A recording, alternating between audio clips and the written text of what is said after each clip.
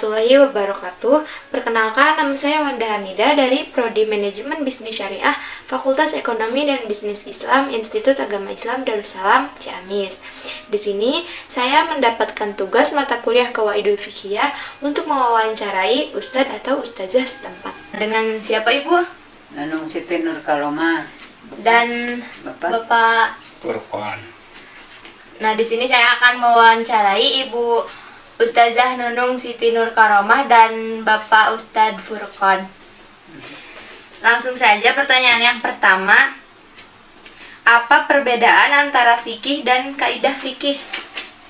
Fikih adalah hasil atau produk ilmu keseluruhan. Kaidah fikih adalah kaidah atau dalil yang dapat diterapkan pada masalah dalam ilmu fikih.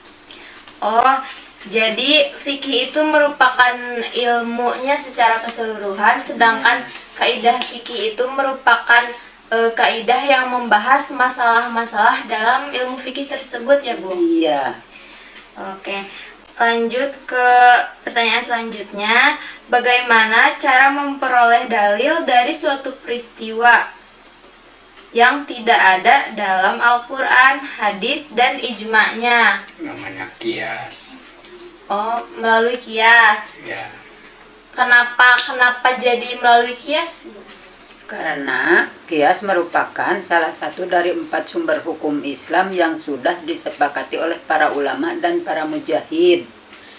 Seperti keterangan dalam surat An-Nisa ayat 59, wahai orang-orang yang beriman, taatilah Allah dan taatilah Rasul, serta ulil amri di antara kamu. Jika kamu beda pendapat tentang sesuatu, kembalikanlah kepada Allah, kembalikan kepada Al-Quran dan Rasul dan hadisnya. Jika kamu beriman kepada Allah dan hari kiamat, yang demikian itu baik bagimu dan lebih baik akibatnya di dunia dan di akhirat. Kalau penerapan atau contohnya di lingkungan sekitar kita ada nggak, Bu? Ada contoh kias yang ada di dekat kita menentukan narkotika sebagai barang khamar atau minuman yang memabukkan. Selanjutnya, bagaimana penerapan kaidah jalbul masolih wa darul mafasid yang meraih maslahat dan menolak kemafsadatan atau kerusakan? Penerapan jalbul masolih adalah menghormati tamu dibanding wiridan setelah sholat. Oh, jadi ketika selesai sholat itu kan suka wiridan ya, terus kedatangan tamu, jadi kita harus mendahulukan tamu. Iya. Alasannya mungkin karena kalau mendahulukan tamu itu kan manfaatnya untuk maslahat sesama manusia. Sedangkan kalau wiridan untuk diri sendiri. Oh, iya. Terus penerapan wadarul mafasidnya bagaimana? Penerapan darul mafasid adalah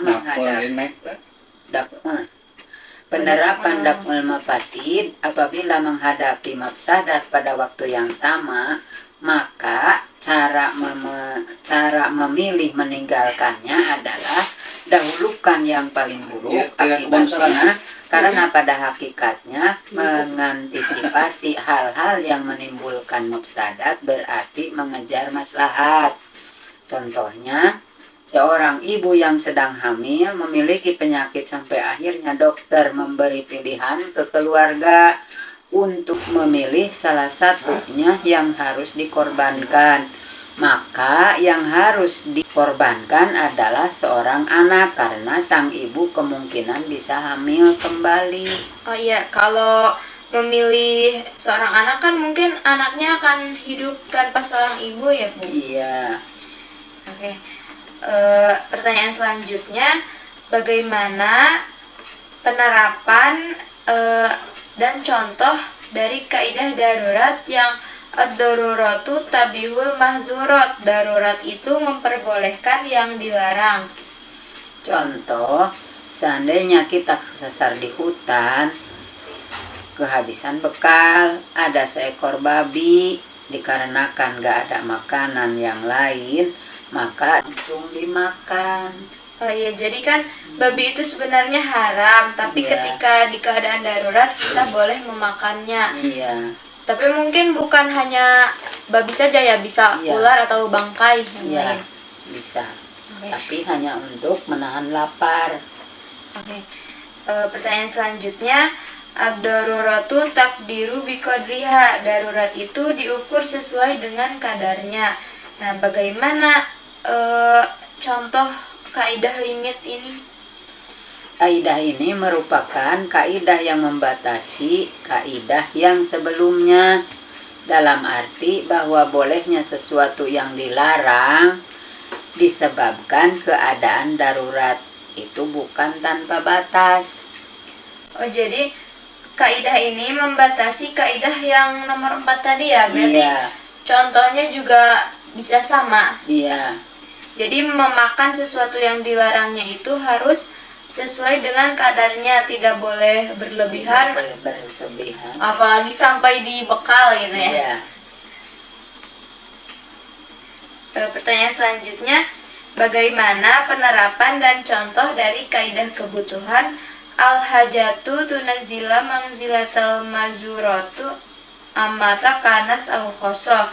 Kebutuhan ditempatkan pada tempatnya darurat, baik yang umum atau yang khusus. yang dimaksud dengan kebutuhan adalah suatu yang dapat meneruskan kehidupan pada diri seseorang. Jika tidak dipenuhi akan menyebabkan kesempitan. Contoh, bolehnya menjual buah-buahan yang sudah dipanen dan yang akan dipanen berikutnya. Buah yang belum terlihat itu seharusnya tidak sah dijual bersamaan karena buah itu belum wujud. Akan tetapi karena masyarakat umum membutuhkan akad jual beli yang tidak merepotkan, maka akad jual beli bersamaan antara buah yang sudah siap dipanen dengan buah yang akan dipanen berikutnya menjadi boleh dan sah. Oh, jadi daripada si penjual harus repot-repot menghitung buah-buahan yang siap dipanen, lebih baik dijual semuanya yang masih di atas pohon itu. Iya. Bu. Oke. Lalu bagaimana maksud dari kaidah hak orang lain yang al-idtiraru la yubtilu hakul ghair? Darurat tidak membatalkan hak orang lain. Inti kaidah ini menjelaskan keharusan mengganti barang atau harta orang lain yang digunakan dalam kondisi terpaksa atau darurat.